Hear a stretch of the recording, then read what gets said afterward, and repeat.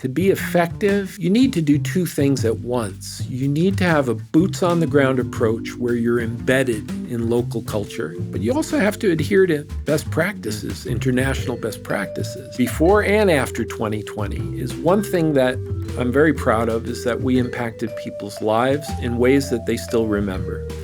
We instilled hope in the population of a beleaguered country, Artsakh, where people often felt abandoned. And we, through our boots-on-the-ground efforts, I think we gave people a lot of support morally as well as tangibly.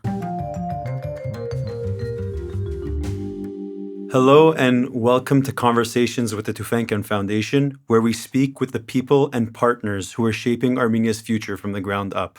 I'm your host, Rupen Janbazian, and this episode, as well as several others, are available on YouTube and wherever you get your podcasts. Today, we're joined by Dr. Antranig Kasbarian, a longtime activist, academic, and one of the key figures behind Tufenkian Foundation's work over the last 2.5 decades. A former editor of the Armenian Weekly and scholar with a PhD in geography, Antranig joined the foundation in 2003 to launch its Artsakh program and later served as executive director for nearly a decade.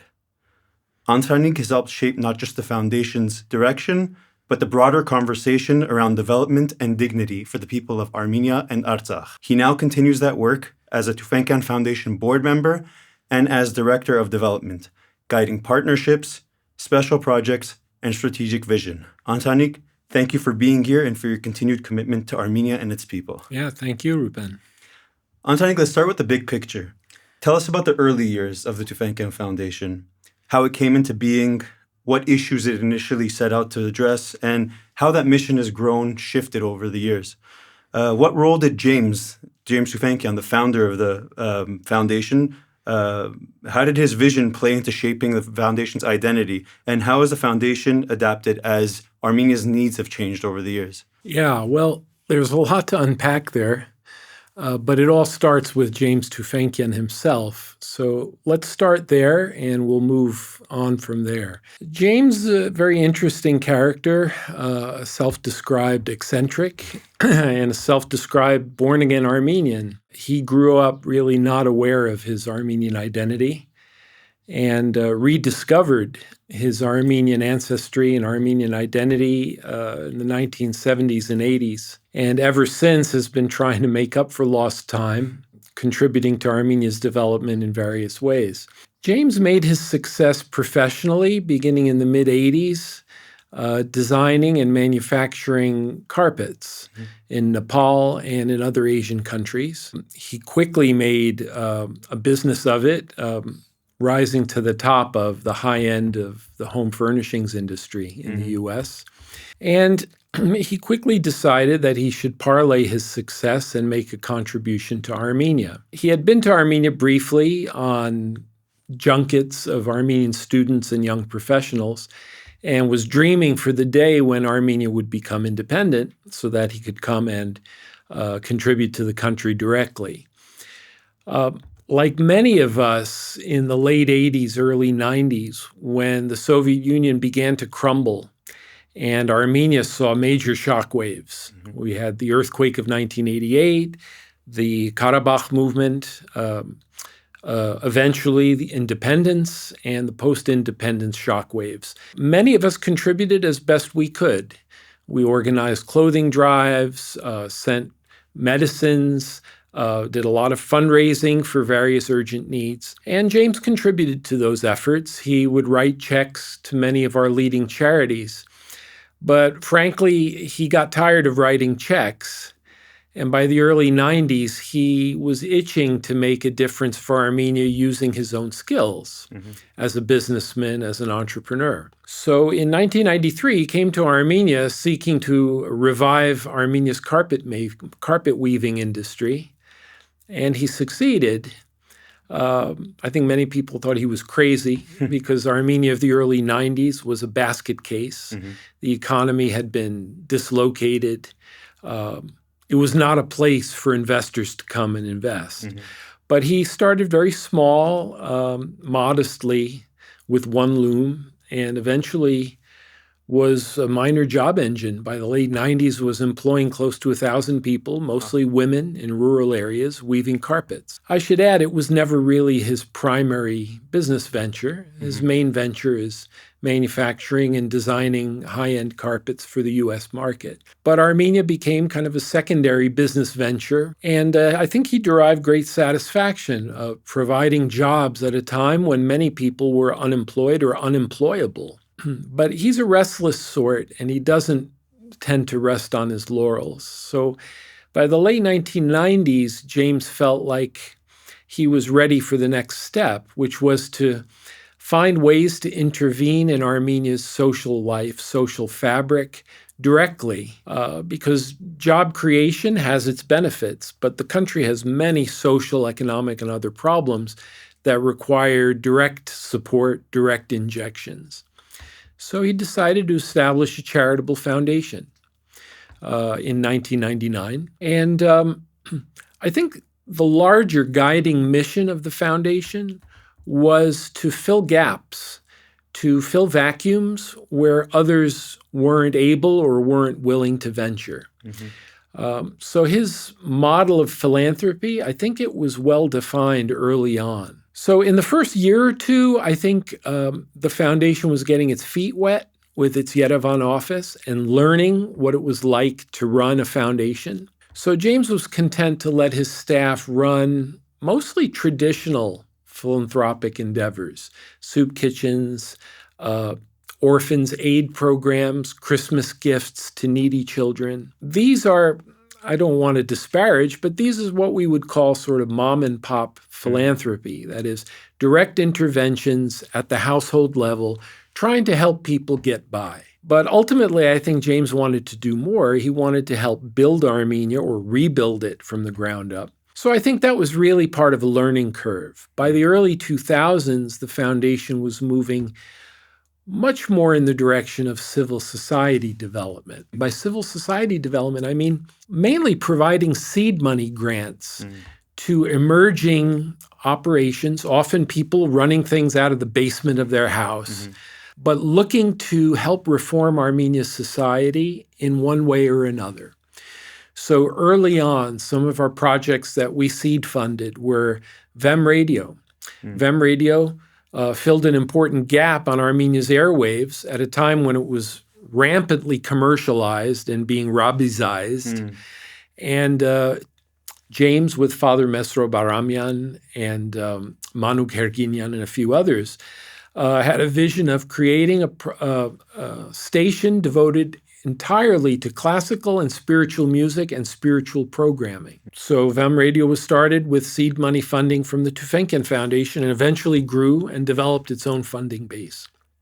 Similarly, many other small initiatives, the Consumer Rights Union, which fought for the labeling of products, particularly food products, at a time where no one knew where their food was coming from.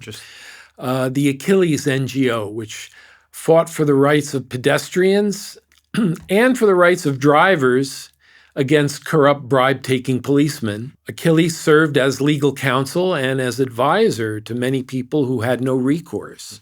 Many others, Manana NGO, Children's NGO, which before the age of Tumo taught children illustration, video making, film production skills. So the foundation essentially was seeking to open up Armenian society at a time when it was just opening up. The 1990s was really still a post-Soviet environment with emphasis on Soviet.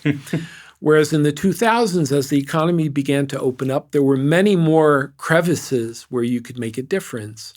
I could think of many others. There's Makur Yerevan, for example, which was a bunch of volunteers who were disgusted with the public spaces of Yerevan being filthy.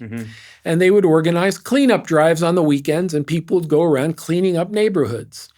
As you probably know, Rupen, I mean, this is also a post-Soviet residue, is that people took very good care of their private spaces, but no one really felt responsible for public space. It was always somebody else's problem. So we, again, were the founding sponsor of Makur Yerevan, which promoted citizens' initiatives from the bottom up. And I think that is part of our mission also, is to get away from top-down support and empower people, often local small people, if you will, from the bottom up to bring social change. So that's another part of it. If I can continue, I would say then we took a fork in the road and actually took both sides of the fork, when we started up the Artsakh program in 2003. And that's when I became involved directly with the foundation. My experience with Artsakh goes back to the early 90s when I was a journalist and then an academic researcher. And I spent a lot of time in Artsakh on the ground during the war. So James came knocking on my door saying, look, you've got boots on the ground experience. You know how things work. Why don't you give me 2 years and we'll start up a foundation in Artsakh and then you can go back to whatever you were doing. So I agreed and I never went back. I never went back to academia, but no regrets because playing a role in helping people rebuild their lives gives me great satisfaction. As much satisfaction, if not more, than writing an intelligent paper that 200 other academics are going to read. So no regrets about my life choices. The Artsakh program was different. It wasn't so much about civil society development. It was much more national security oriented. And again, in keeping with James's vision, he told me, look, you're going to go on a fact-finding mission. I went to Artsakh for 6 months to look into what the foundation should be doing.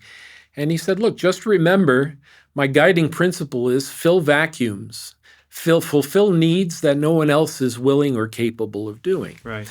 So as you can imagine, post-war Artsakh has hundreds or thousands of needs, all of them important.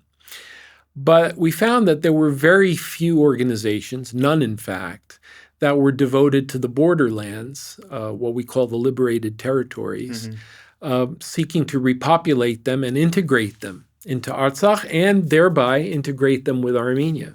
So a big part of what the foundation did was brick and mortar work, resettling people displaced by the war, building houses, drinking water supply, clinics, schools, providing jobs, primarily in the ag sector, agriculture, grape vineyards, orchards, mainly in the Lachin Corridor. And the Lachin Corridor extended, the Kashatagh region, extending into southern Hadrut. In fact, we even built an entire village from scratch. The aim, again, was to bolster, I think, Artsakh's national security by resettling the most vulnerable border areas. Now, we can look back and critique that effort, but we felt that it was essential because no one other than the government was interested in those territories. So that was another big part of what we did. And I think moving forward, more and more our efforts have been geared in Armenia toward capacity building. And this is something I make reference to all the time, helping people to help themselves, creating social units or social movements that can take on a life of their own and build. And so I would say some of our leading beneficiaries of the last 10, 15 years, or some of our success stories, are groups that started very humbly with foundation guidance and foundation support, but eventually developed wings and took off. So I think some of our best examples of capacity building would be the Women's Support Center, which we established as a partnership with USAID and the AWA organization in 2010. It started as a very modest extension of foundation projects devoted to the poorest of the poor. We had programs and continue to have programs that deal with very poor families and their children, particularly juvenile delinquents. But we noticed that women were bearing the brunt of the load, the brunt of the oppression, if you will. So we set up the Women's Support Center to provide support, especially to women prone to domestic violence. And remarkably, the Women's Support Center took off. It now runs its own operation with a moderate budget. It has a staff of over a dozen people. And most importantly, it has truly had impact in Armenian society. 15 years ago, Armenian society was largely in denial that domestic violence even existed. Right. And by fighting very high-profile court cases and defending the rights of women, as well as caring for them through shelters, the Women's Support Center has made it clear that this is a real social problem, not solely in Armenia, but certainly in Armenia, and deserves attention as a public issue of social concern, not just a family issue or private issue that gets waged behind closed doors. Right. So I think truly in terms of moving the needle, the Women's Support Center is a great case, a success story, if you will. And there are others too. The Mining Legislation Reform Initiative. It's largely founded by Tufenkian and is designed to affect the policy environment around mining, which historically has been one of the dirtiest sectors of Armenia's economy. Dirty both from a pollution and public health standpoint, but also dirty from a corruption standpoint. And we're not looking to do away with mining. We're looking to make it responsible through progressive legislation. And again, we're happy to say that this started as a foundation project, but has gradually taken on wings and become its own organization. Similarly, we established Armenia, which is a platform to promote collaboration among nonprofits and to provide crowdfunding support for emerging nonprofits. And again, this is something we're very proud of because over the last 3-4 years, Armenia has developed its own funding sources, it's developed its own partnership. We still provide it with guidance and support. But again, we're happy to see it take wings and take off. And I think perhaps one of the side benefits is that we also like to promote collaboration. The NGO and nonprofit landscape can be rather competitive and at times territorial, and we try not to get into that. We try rather to collaborate where needs and interests intersect and to say, look, we're all part of the same solution. No one is a messiah. No one is going to come and single-handedly save Armenia. But by working together, each one knowing its strengths, we can really build a better Armenia together. So I would say these are some highlights, if you will, of the last 25 years and how we've evolved and adapted. Thank you for that. You mentioned that you joined in 2003, and a lot has changed since 2003. Yeah. There's been another 2 wars, I guess, in 2016 and a major one in 2020. So I guess it'll be interesting to hear about some of the important lessons that you've learned, both personally, but also as an institution for the Tufenkian Foundation. What stands out or comes to mind about some of the meaningful work you've done both in Artsakh and in Armenia? And how has that all changed now with this new reality that we're in? Wow. Well, that's a heavy question. Again, there's a lot to unpack. I think, first of all, it requires balance to assess lessons and what you've learned. I think you have to be cognizant of what you know, and also you should know what you don't know. And I think in my case, that self-awareness stood me in good stead. And that's rare in Armenia, let me tell you. It's hard to come by, both, just in regular interactions and working with different organizations, that knowing what you don't know is hard to come by. Yes, it is, but it's a very important trait to cultivate. Absolutely. I will say, first, from a personal standpoint, I'm grateful for this job and the opportunity it gave me to grow. Because, look, I thought I knew Armenia and Artsakh from my experiences in the 1990s. I spent sustained time in Artsakh as a reporter, often at the front lines, got to know a lot of people, saw a lot of great people live and die, and that certainly had a great impact on me. But I realized only much later that I didn't know Artsakh nearly as well as I thought I did. Becoming an administrator, responsible for budgets, responsible for hiring and firing, negotiating contracts, dealing with bureaucracy, dealing with petty corruption, gives you great insight into how a country works. Sure. Whereas as a journalist, I was living among people, interviewing them, getting their stories. But often I was relying disproportionately on what they told me. What I found as an administrator is often what people say and what they do is not exactly the same thing. Right. So being an administrator, I think, taught me a lot about how the country works. And I'm happy to say it didn't make me cynical. It gave me maybe better depth, better grounding, but I still love the country. I still love my people, even though, they're not necessarily legends in their own mind or legends in my mind. Whereas first coming in the early 90s, of course, an initial experience in a heady environment like a war, you tend to think of people in sort of different terms. People can have warts and you can still love them. Of course. A country can still have warts and you can love it. So I think you have to be able to walk and chew gum at the same time to make success in this field. I think knowing what you don't know is really important for anyone working in a new environment. And look, my background was as a journalist and as an academic researcher and as a lecturer. I didn't have much hands-on experience managing a staff, managing, a 6 or 7 figure budget. So early on, I'm thrown into the fire. The Tufenkian Foundation in Artsakh, our first big project was building a village, Artsakh, from scratch. And you have to deal with architects and contractors, and many of them look at you and they don't see you, they see dollar signs. Right. So I had to learn very quickly on the job how to deal in such an environment. And I often said, you know what, there are certain things where I just don't know. Is $25,000 for an initial schema, initial Gen plan, is that too much money or too little money? Building a village for $500,000 at that time, is that exorbitant or is it cheap? So I had to rely on people who knew.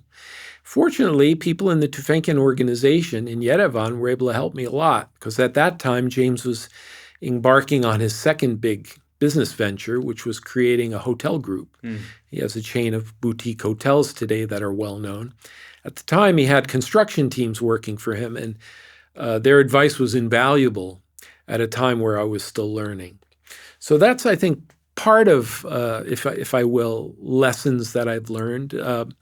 Another macro lesson, I think, is not to go in too arrogant or too humble. And I've seen both. I remember the days of early independence in the 90s when you had big businessmen coming in, diasporan Armenian businessmen, thinking they were going to teach people a lesson. They often got bitter lessons taught to them by local partners, ministers, others in government who took them on as partners and then used them until they figured it out. I think you can't go in thinking you're going to teach the locals a lesson. But I think you can also go in and be too humble. And I actually think I was a little too humble coming in. And that probably was my training in graduate school in geography and anthropology. I was taught to respect local culture, local traditions, the wisdom of the local villager. And believe me, there is that wisdom. But sometimes, look, Karabakh for 70 or 80 years was an underdeveloped backwater of the Soviet Union. Its borders largely closed. The Armenian population discriminated against, often not given a first-class education. What do you expect? An underdeveloped backwater of the Soviet Union is going to be provincial, is often going to display traits that are backward.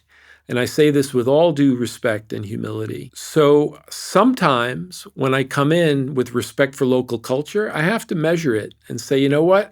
Sometimes what you respect as local culture can just be provincial behavior, and if I'm managing a staff trying to get results done, sometimes, you just have to slap people around and say, no, your mentality is off or you need to revise it. I remember, for example, during a staff meeting in Stepanakert, one of my engineers objected to a new procedure that I was instituting. It was basically just how to manage staff.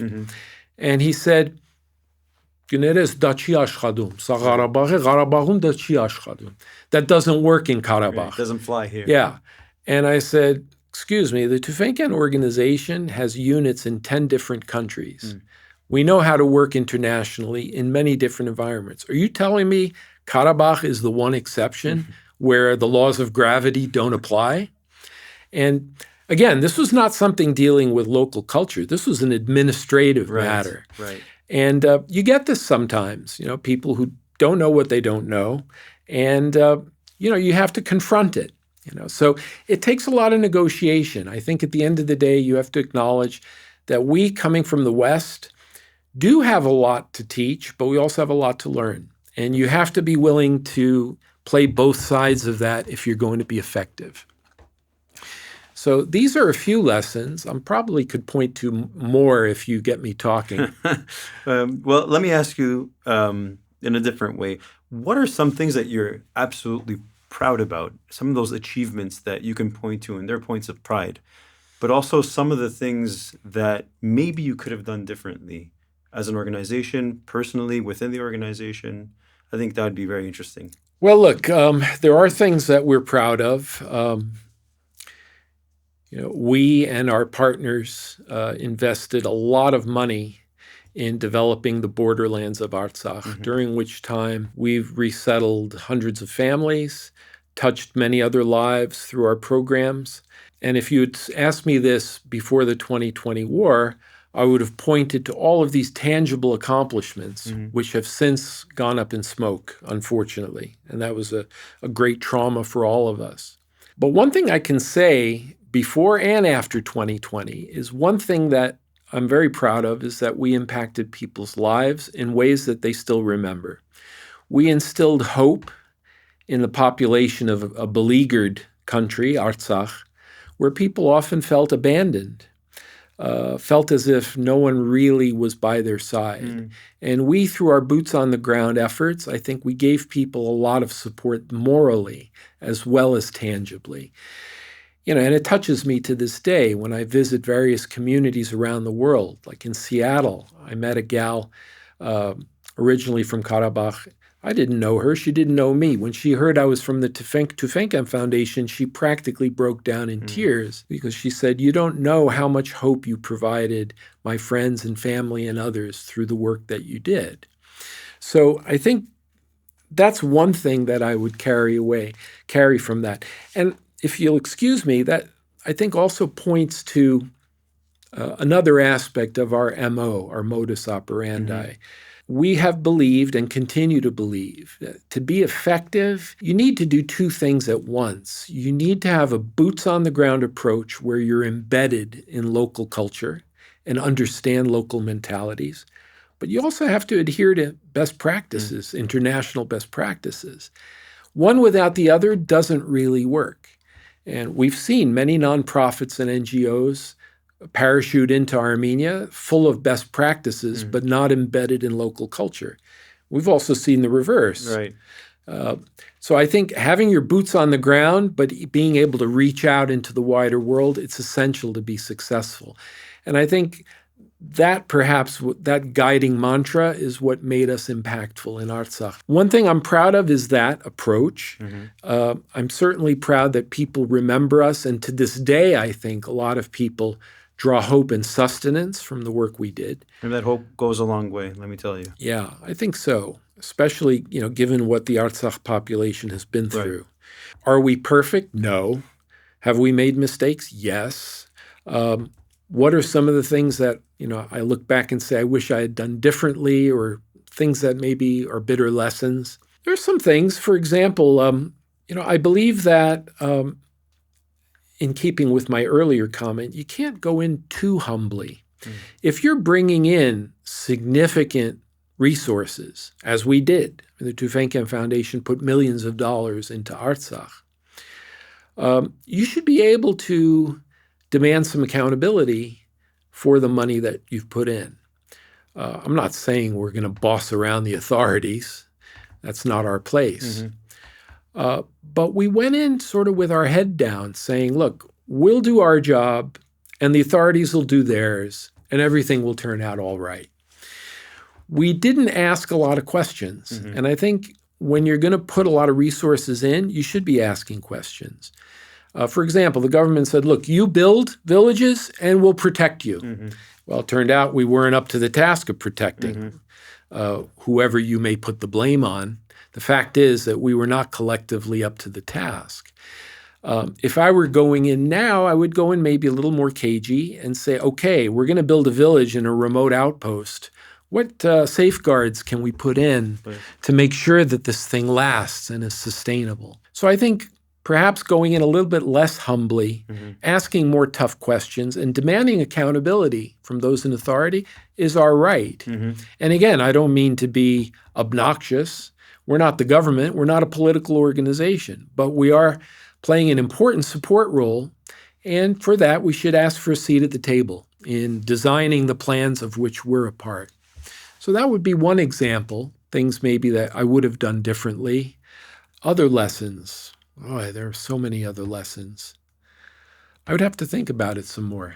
Maybe we'll get back to it. We can run back to it. Yeah, but you mentioned Tufenkian Foundation's MO, the boots on the ground coupled with the international best practices, and how different NGOs, I mean, around the world really, but also here in Armenia, how they function with those in mind. Keeping that in mind, how would you situate the Tufenkian Foundation's work within the broader ecosystem of the nonprofit space here in Armenia? Like, what sets Tufenkian Foundation apart? Well, certainly part of it is what I mentioned, that this simultaneous adherence to embeddedness locally, coupled with adherence to best practices. Fortunately, I think, we are secure in our identity. We're led by a fellow who is rather modest.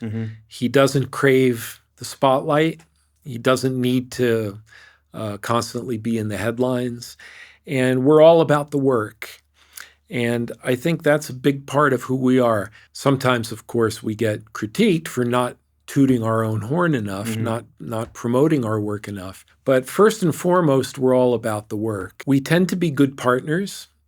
We say what we mean and we mean what we say. So when we offer partnership or develop collegial relations with other nonprofits, we generally work well with them. We try to keep our ego in check, try to not to become the savior, if you will, that's going to solve all of Armenia's problems. We think that, I think collaboration is the way to go whenever possible. Now, it's not always possible. Sometimes we take on projects that really are all our own. But whenever possible, we try to collaborate and try to be good citizens. I think that's another part of what we do. But to get to the really heart of your question, how have we evolved with this ecosystem? Look, Armenian philanthropy, Armenian charitable giving is a work in progress. And it has changed considerably since the days of 1988. I'm thinking particularly about groups coming in from the diaspora. In the late 80s, diasporan charitable giving, it was about emergencies. It was about helping now. We had a war in Karabakh. We had an earthquake with 25,000 victims and many more. So a lot of diasporan giving was reflexive. It was knee-jerk. We have to give now, and let's not ask a lot of questions. Also, frankly, diasporan giving at a subconscious level, and don't get me wrong, I'm not dissing it, but it was also about feeling good. You know, the diaspora largely had been out of the game for 70 years. Right. We've been craving involvement in Armenia. The act of giving felt good. It felt as if we were participants in the nation-building enterprise. But that had to wear off, and over time it began to wear off. I think more and more nonprofits are looking at developmental assistance rather than knee-jerk emergency assistance, which is a good thing. And Tufenkian is certainly one of the groups that is pushing that along. Also, helping people to help themselves. That is what we call capacity building. More and more, I think, is becoming the mantra of the respected nonprofits that are working in Armenia. Don't just work on orphans programs. Don't just work on soup kitchens or other things that immediately can solve issues. You have a government for that. Do things that complement what the government is doing, or do things that perhaps the government has not yet figured out how to do. That's where our value-added background comes to play. I mean, we've got people in the diaspora who are captains of industry, leaders in healthcare, leaders in you name it. They have value-added things to offer Armenia. And I think the nonprofit sector is a place where we can do a lot of capacity-building work. So I think Tufenkian really is in the mix as one of those that have moved the needle away from direct assistance or emergency assistance toward long-term developmental assistance. Here, I should add that the 2020 war, I think, shook us up, as it shook up many of our compatriots. We also came to the realization that boots on the ground work, as important as it is never going to be enough.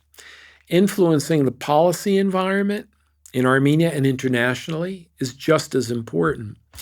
So here I should mention that James Tufenkian a few years ago established a parallel foundation in the U.S. It is not branded as the Tufenkian Foundation. It goes under the name Save Armenia. But essentially, it is a brother or sister foundation to Tufenkian. Its aim is to mobilize U.S. Christians in support of Armenia by organizing junkets, by organizing conferences, by finding ways to intervene in the policy environment in the U.S., whether that's think tanks or official circles. And I think James is on to something. If you're going to work on behalf of Armenia, it's not enough to work inside Armenia. You have to be able to work outside, inside, and get the two to articulate with one another. So I think this is another area in which we've grown. It's very interesting. And how do you think that could pay off for Armenia in this post-2020, post-2023? Well, it's still too soon to tell exactly how it will pay off, but one thing's for sure, that in the West, and particularly in the U.S., large Christian organizations, evangelicals especially, are very influential. Right. Through their mission work, through their foundations, through their lobbying and advocacy work. And we have found that many of our partner organizations in the Christian community have embraced the idea of Armenia as a vulnerable outpost of Christianity. Now, we don't paint our problems simply as Christian versus other. Often our problems stem from nationalism and chauvinism. But it is true to some extent that Armenia today is it's the first Christian nation that is today endangered and vulnerable. And much of the Christian community in the U.S. is now awakening to the fact that, hey, these Armenians were Christians before we were, and today they're endangered. If that is a way to heighten awareness and create additional resources for Armenia, we would be silly not to mobilize that resource. That's very interesting. And I want to go back to some of the long-term development projects that Tufenkian carried out for several years in Artsakh, continues to carry out in Armenia today. And I think one of the major ones, like you mentioned, is the resettlement. Mm-hmm. That's something that Tufenkian did. It did well in Artsakh, but it's also something, like you mentioned, went up in smoke. Yet the foundation has decided to embark on a rather big resettlement project in Syunik today. Yes. I'd like to hear more about that project and what that means for the foundation. Yes. Well, thank you for flagging that. It's very important. Yes, I think in Artsakh, our name or brand, if you will, became associated with resettlement. Mm-hmm. We were known as probably the most effective organization other than the government that dealt with resettlement. Of course, we had to be resilient. In the last couple years of independent Artsakh, there wasn't really much resettlement to be done because at that time people were just trying to survive. Right. So I should probably enter here in parenthesis that, during those last years, particularly the blockade, we had to morph. We had to change. We couldn't just say, well, we're about resettlement and that's it. We had to adapt to whatever the needs were at that time. So with our small staff of 8, we focused on the needs that emerged at that time. So, for example, after the blockade began in December of 2022, food security became a big issue.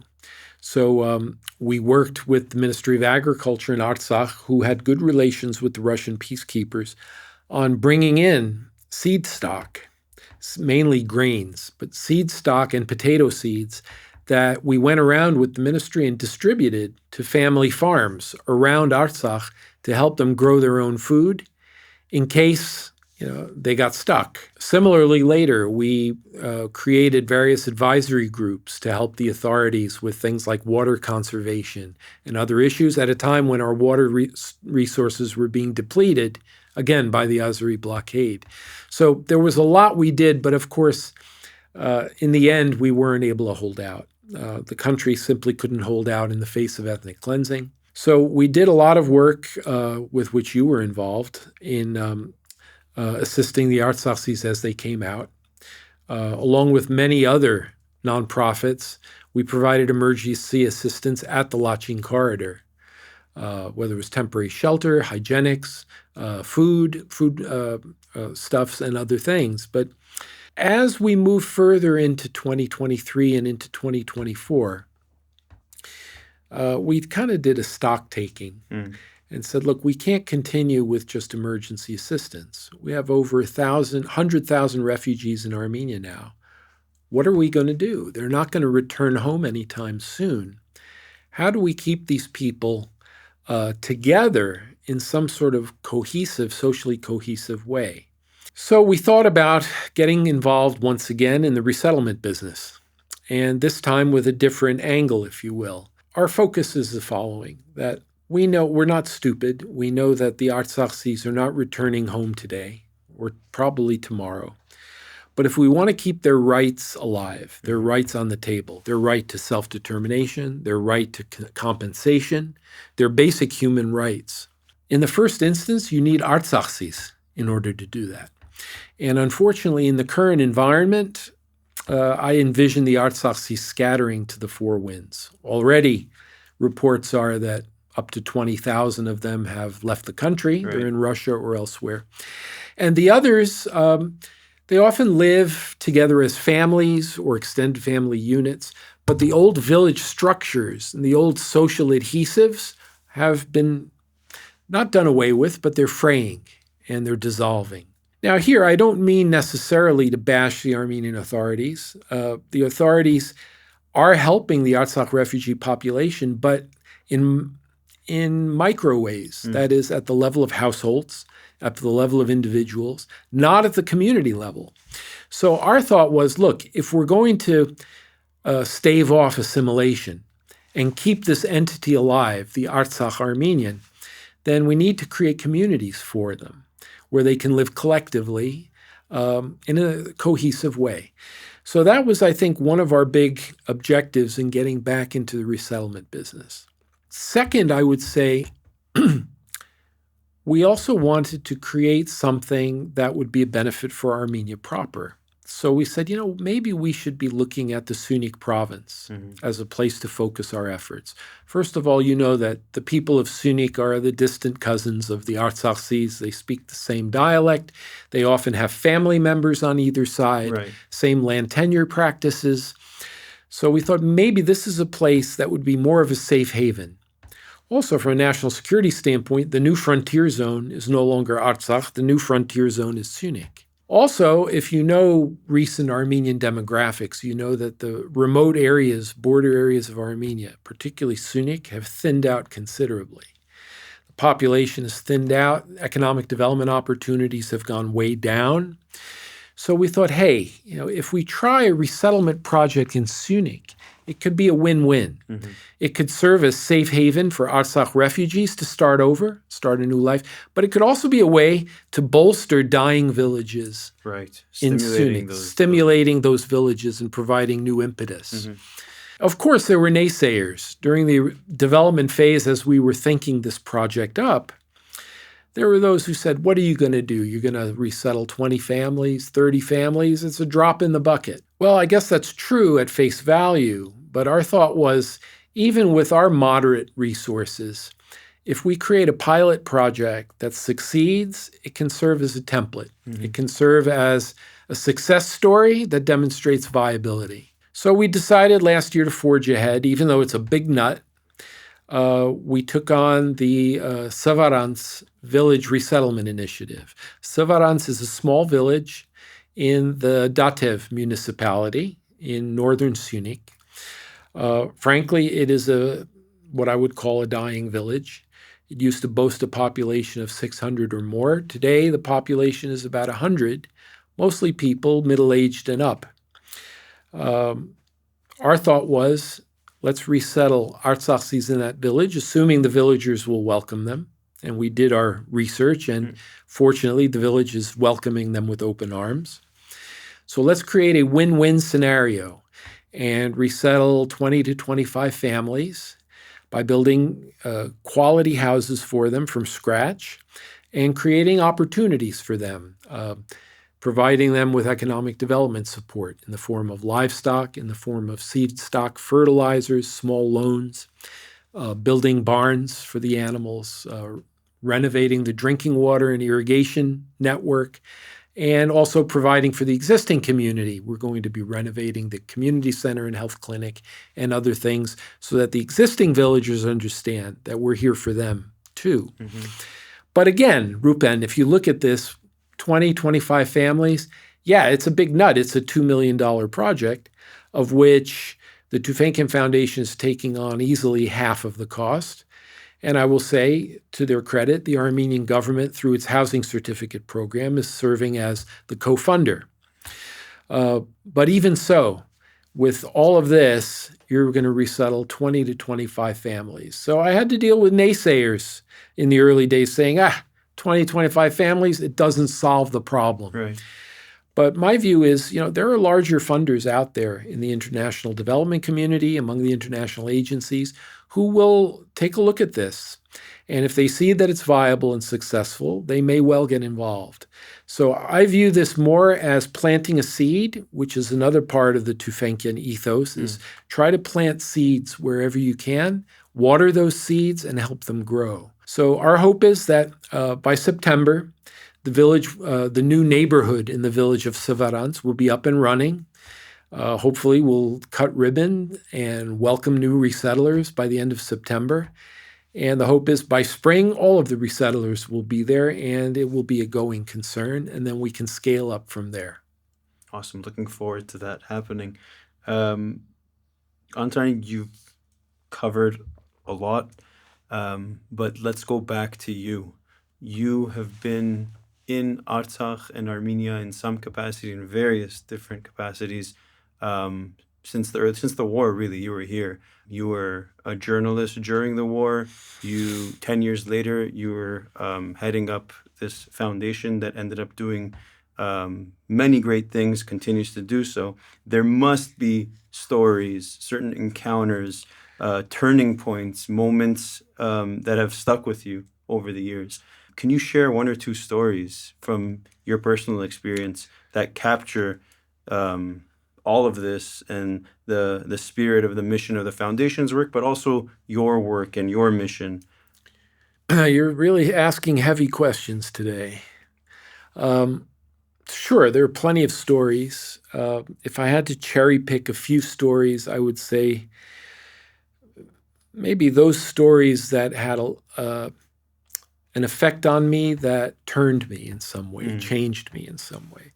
So I would say one set of stories would be from spring and summer of 1993, when I spent considerable time as a reporter in Stepanakert, Hadrut, and Marduni, where I met some truly heroic people, and I don't use that word lightly, people who had better things to do with their lives than get shot up by Azeri militias. Renaissance men and women who easily could have made commercial and other successes in Russia, Armenia, or elsewhere, but who chose to give up everything, had a lot to lose, and some of them returned to Artsakh after spending much of their time abroad. And I can name some of them, people like Erik Abrahamyan, who was an opera singer in Baku and returned to his native village near Hadrut. Merujan Mosyan from Marduni. These are people who made the ultimate sacrifice. I lived with them and stood by as they died, and that had a lasting impact on me. I think after that, I felt like I have to give back something to this country. Also, I think just more generally at a lower pitch, just touring the Artsakh countryside in the 1990s and seeing so many people of humble means treat me like royalty and open up their homes and treat me to a feast that Homer would have been jealous of. It gave me a little flavor for the country, but also of what probably my grandparents' Armenia looked like in Western Armenia 100 years ago. Mm-hmm. So I think that experience in 1993 really turned me and gave me the fuel to then get involved in these other ways. Another story, perhaps on the other side, more bracing story, I guess, is my brief stay in Artsakh in 2020 during the war. I spent a few weeks in Artsakh during the 44-day war, essentially escorting journalists, non-Armenian journalists coming in. To be quite frank, I did not go to the front lines as I did in 1993 because I sensed that something had changed. This was not my war. This was a 5G war. And I didn't know the rules of the game. I didn't know the rules of warfare. And I think collectively, probably, we didn't understand the rules of warfare. Right. With no disrespect, I think top to bottom, old regime, new regime, nearly everyone was not equipped to fight a 5G war. We were equipped fairly well to fight a 1990s-style war. Mm-hmm. Boy, that hit me in the face when Edi Grigorian, our local director of the foundation, took me for a tour of Stepanakert. And the sightseeing tour was mainly to show me the residue of Azeri bombardment. We went to electro-generating plants that were blown to smithereens. We went to cell phone towers that had been decapitated surgically, repair stations for tanks and military equipment that had been blown up. And we saw the skill and precision with which that work had been done. And then finally, I had my moment of awakening with a pit in my stomach, saying that, look, all of the work that we're doing as a foundation matters. But at the end of the day, hard power rules. And if Armenia is going to strengthen itself, we need to devote a lot more attention to security. Hard power is what is going to keep our country afloat, and hopefully not just afloat, but help our country one day to prosper once again. So these are, if you will, small vignettes that both for positive and for negative have impacted me personally and have been part of my journey. Well, thank you for that journey. And thank you for being so thorough, so frank, and so open today. Thank you for sharing personal stories, anecdotes, and the story of the Tufenkian Foundation. I really appreciate it, Antranig. So the story of the Tufenkian Foundation, as you all heard, is a reflection of long-term commitment, principled action, and a belief in Armenia's potential. As we mark more than 25 years of impact, voices like yours, Antranig, help illuminate the deeper meaning behind the work and the road that is still ahead. So, folks, if you enjoyed this episode, please like, share, and subscribe to help spread the message and spread the word. You could listen to Tufenkian Foundation's conversations with the Tufenkian Foundation on YouTube and wherever you get your podcasts. To learn more about the Foundation's work, you could visit tufenkianfoundation.org and follow the Foundation on social media. We'll be back soon with more conversations spotlighting those working for lasting change in Armenia. Until then, thank you for listening.